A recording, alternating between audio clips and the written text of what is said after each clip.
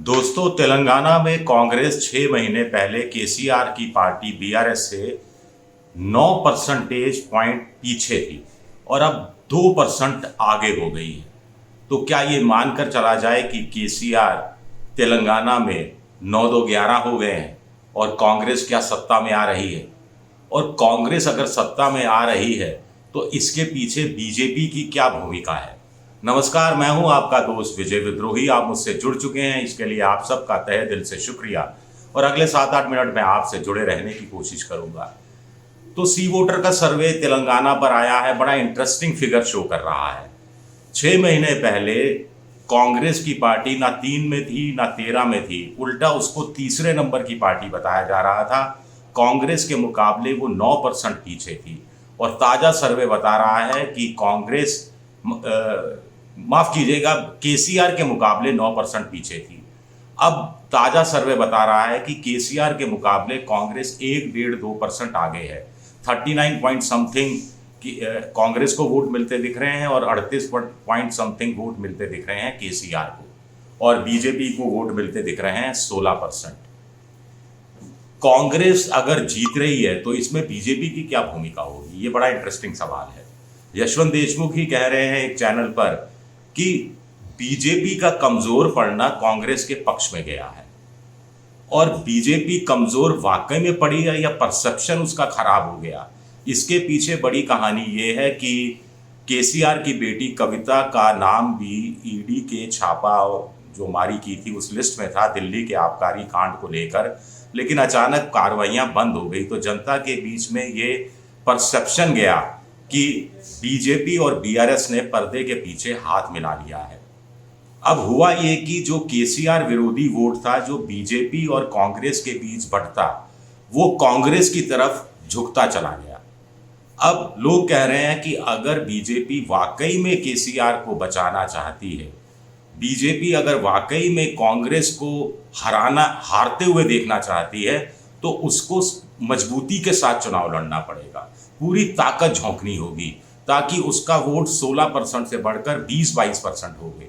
जैसे ही बीजेपी का वोट 20-22% होगा तो कांग्रेस का वोट एक कम होगा और उसकी सीटों में ड्रामेटिकली गिरावट देखी जाएगी। क्या बीजेपी ये काम कर सकेगी आने वाले दिनों में? क्योंकि सबसे आखिर में 30 नवंबर को चुनाव होने हैं और उससे पहले मिजोरम, छत्तीसगढ़, राजस्थान और मध्य प्रदेश से बीजेपी, यानी पूरा जो चुनाव है वो वहाँ का चुनाव निपट चुका होगा, बीजेपी भी पूरी तरह से फ्री हो चुकी होगी।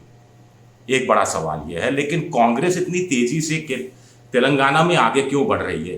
क्या ये 10 साल की केसीआर के खिलाफ एंटी इनकम्बेंसी है? सर्वे बता रहा है। आपको जानकारी होगी कि ये जो 5 राज्यों के मुख्यमंत्रियों के खिलाफ जितनी एंटी इनकम्बेंसी है, उससे कहीं कहीं ज्यादा केसीआर के खिलाफ एंटी इनकम्बेंसी है।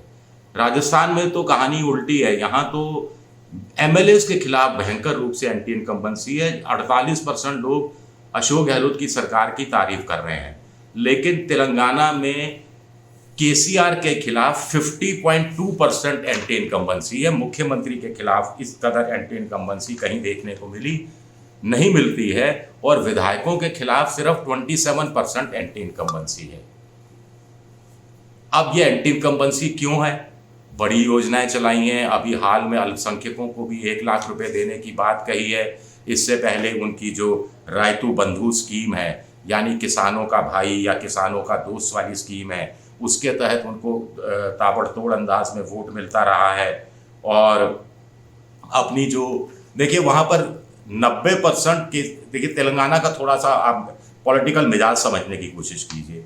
ओबीसी 50% है, आदिवासी 9% है, मुसलमान 13% है, दलित 16% है, और ये आंकड़ा 90% का बैठता है।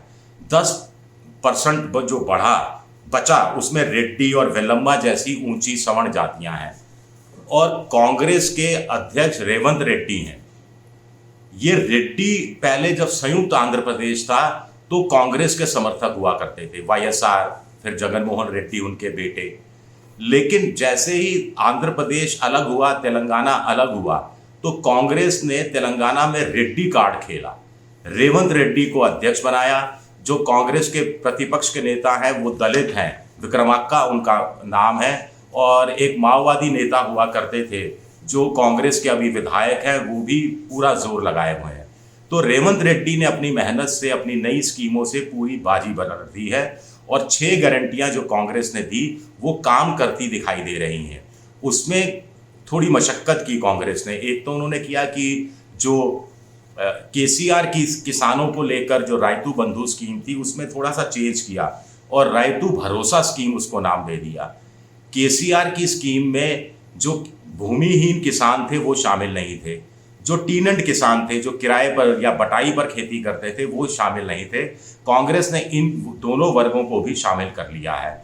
जैसा कि नवीन पटनायक ने अपने उड़ीसा में कालिया स्कीम के तहत शामिल किया है, तो उसका लाभ कांग्रेस को अभी के सर्वे के हिसाब से मिलता दिखाई दे रहा है।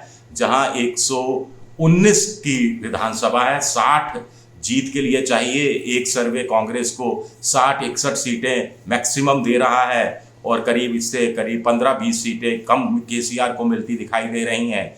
एक सर्वे जो आया था इससे पहले, उसमें तो कांग्रेस को 64-65 सीटें तक मैक्सिमम मिलती हुई दिखाई दे रही थी, और वहाँ भी जो आंकड़ा केसीआर की पार्टी का था वो 40-45 से ऊपर नहीं जा रहा, ऐसा मोटे तौर पर बताया जा रहा है। एक सर्वे में जो सी वोटर का सर्वे है उसमें बीजेपी तीसरे नंबर पर है, मैक्सिमम 11 सीटों के साथ, 5 से 11, और ओवैसी की पार्टी भी 5 से 11 के साथ चौथे नंबर पर है।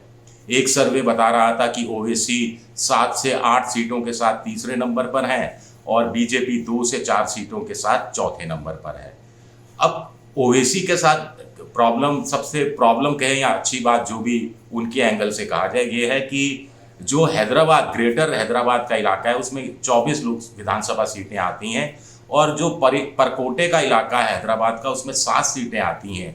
और आमतौर पर लोग कहते हैं कि 119 सीटों की आप गिनती शुरू करें या मिजाज भांपना शुरू करें तो उसमें से 7 सीटें तो छोड़ दें, क्योंकि 7 में से बहुत कम हुआ तो भी 6 सीटें तो ओवैसी की पार्टी को मिल ही जाएंगी, तो ये कहा जा रहा है। उसके अलावा प्रभाव के ओवैसी का उस रूप में नहीं है, और कांग्रेस ने भी ओवैसी से हाथ नहीं मिलाया। एक बार सुना था कि केसीआर शायद ओवैसी से पर्दे के पीछे हाथ मिला सकते हैं, उन्होंने भी कन्नी काट ली, क्योंकि फिर दूसरा वोट बैंक प्रभावित होता। अब एक इंटरेस्टिंग फिगर है कि कांग्रेस ने रेवंत रेड्डी को प्रदेश अध्यक्ष बनाया, और टारगेट पर है 90% जो मैंने आपको नाम लिया, अल्पसंख्यक, दलित, आदिवासी और ओबीसी। इसी तरह केसीआर जब वोट टिकटों का बंटवारा करते हैं, जो इस बार भी वो सूची जारी कर चुके हैं, कांग्रेस ने अभी तक सूची जारी नहीं की है, तो उन्होंने भी बड़ी संख्या में वेलम्मा और रेड्डी जाति के लोगों को टिकट दिया है। ये डोमिनेंट जातियां हैं, लेकिन उसके बावजूद केसीआर का दांव चलता हुआ दिखाई नहीं दे रहा है। तो क्या इसे माना जाए कि राहुल गांधी की भारत जोड़ो यात्रा का ये कमाल है, रेवंत रेड्डी का कमाल है, या तेलंगाना का जो दक्षिणी तेलंगाना का इलाका, कर्नाटक हैदराबाद वाला इलाका है, जहां पर दलित वोटों का और मल्लिकार्जुन खड़गे का प्रभाव है, वो प्रभाव कहीं ना कहीं कर्नाटक में कांग्रेस की जीत के बाद तेलंगाना के हक में जाता हुआ आज की तारीख में दिखाई दे रहा है? बड़ा सवाल है। अभी भी 1.25 महीना से ज़्यादा का समय चुनाव में बचा हुआ है, और लोग कह रहे हैं कि कांग्रेस अगर जीत से उत्साहित होकर बहुत ज़्यादा आत्मविश्वास में आ गई तो बाजी पलट भी सकती है। लोग ये कह रहे हैं कि अगले 1.5 महीने में बीजेपी ने पूरा जोर लगाया तो बाजी पलट सकती है, वो इस रूप में कि बीजेपी के हाथ तो कुछ नहीं लगेगा, लेकिन कांग्रेस सत्ता में नहीं आ पाए, इसकी व्यवस्था बीजेपी कर सकती है अगर बीजेपी अपना वोट परसेंटेज जो अभी 16% है उसको बढ़ाकर 20% के पार ले जाती है, तो कुछ सीटों पर वो कांग्रेस को नुकसान पहुंचा सकती है। क्योंकि जैसा मैंने पहले भी बताया, केसीआर विरोधी वोट जो अभी कांग्रेस के पास एक तरफा जाता हुआ दिखाई दे रहा है, वो फिर बीजेपी और कांग्रेस के बीच में बढ़ जाएगा, जिसका स्वाभाविक लाभ केसीआर की पार्टी को हो सकता है। तो बड़ा इंटरेस्टिंग मोड पर तेलंगाना का चुनाव पहुंच चुका है। मेरा टेक ये है कि मुकाबला कांटे का है, जिसमें कांग्रेस को साफ तौर पर एज आज की तारीख में मिलती दिखाई दे रही है। शुक्रिया मेरा ये वीडियो देखने के लिए। पसंद आए तो लाइक कीजिए, सब्सक्राइब कीजिए, शेयर कीजिए और मेंबरशिप ड्राइव में जाइए और घंटी दबा दीजिए, जो बेल आइकन दबा दीजिए, ताकि नया वीडियो आए तो तत्काल आपको जानकारी मिल जाए। विद्रोही 7 मेरा ट्विटर हैंडल है, विजय विद्रोही 7 के नाम से मैं इंस्टाग्राम पर हूँ, और फेसबुक पर मेरा पेज है विजय विद्रोही पेज। शुक्रिया, बहुत बहुत शुक्रिया।